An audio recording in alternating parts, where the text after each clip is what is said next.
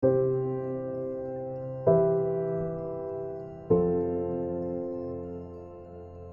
first day, 1st of January 71, the big chief from Enza Apple and Beer Board those days, he took me for a ride and we followed a caravan in Stoke and he blew over in front of us on his side, so it was an extremely windy day. That was the first impression of New Zealand. I grew up in Southland, in Balfour, in northern Southland, and I went to school and studied in Dunedin, and I came to Nelson to teach at Nayland College in 1969. So I'm almost a Nelsonian after all these years. We were the first in the South Island to plant the grapes commercially. We prepared the land and we bought cuttings and grafted the plants. Yeah, it took a year or two to get going. 74 we planted them into that first 5-acre vineyard, and in 76 we made the first wines.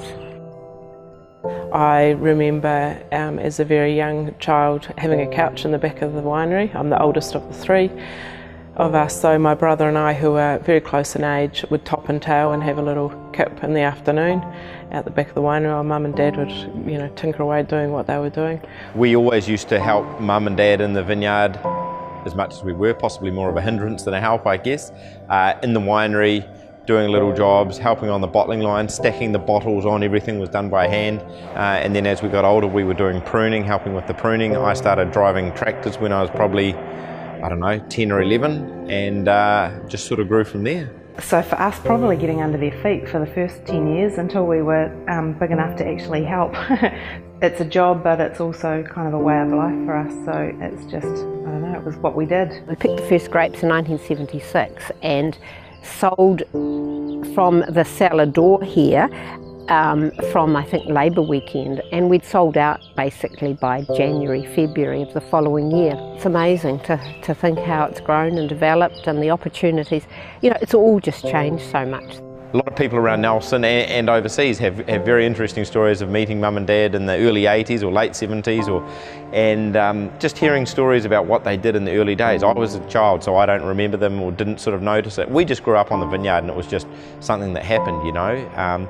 But everybody, you know, tells me how remarkable it was, and looking back now, it was amazing, and you know, they had some real foresight and some real energy as well. That is pretty special. And to think when mum and dad started, there was no modern commercial wine grape production in the South Island of New Zealand. So mum and dad were told, it will fail, you're crazy, you're mad. Go to the North Island, go to Hawke's Bay, where grapes were a proven crop, you could ripen them.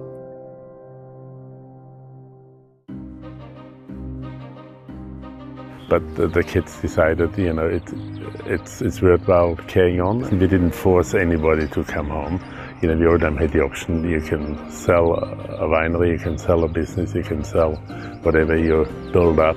You know, it's wonderful to have them all here. We're so lucky, and especially now that they've all got, well, they've got kids, we've got some grandkids, and to have the kids with us as well is, yeah, it's a dream come true. So everybody has their own field. We're all working towards the same target, you know, to have happy staff, make a pretty good product, you know, bring it to the market at a rate where you get a consumer, you know, we're not flying so high that you can't reach us. Passion for wine is something that I think was probably kind of almost born into the three of us when you're brought up with wine or the vineyard constantly around you and constantly being talked about. Technology is a big thing, and just research, you know, we're changing the way that we do things, buying new machinery, new equipment, you know, technology, like everywhere in life, technology is improving. So, you know, you've got machines that weren't available 10 or 15 or 20 years ago. We're continuing to evolve with, you know, changing consumer taste, what the consumer looks for in a label. The supermarket shelf in particular is a very crowded marketplace. You've got to have a label that's prominent. I don't want to say stands out, but it needs to be easily identifiable. To grow your own grapes, to produce all your own wine and then to bottle it, and then we see that right through to the market. So that is quite unique, and to be a truly family-owned, family-run business involved in all of those aspects really is a rarity these days. We're making some pretty good wine, so I hope that we can continue to improve on that. We're learning all the time, you know, you never stop learning, and we're constantly picking up new ideas. Now, I'm a parent now, 3 young children, and you do realise how fast those years go.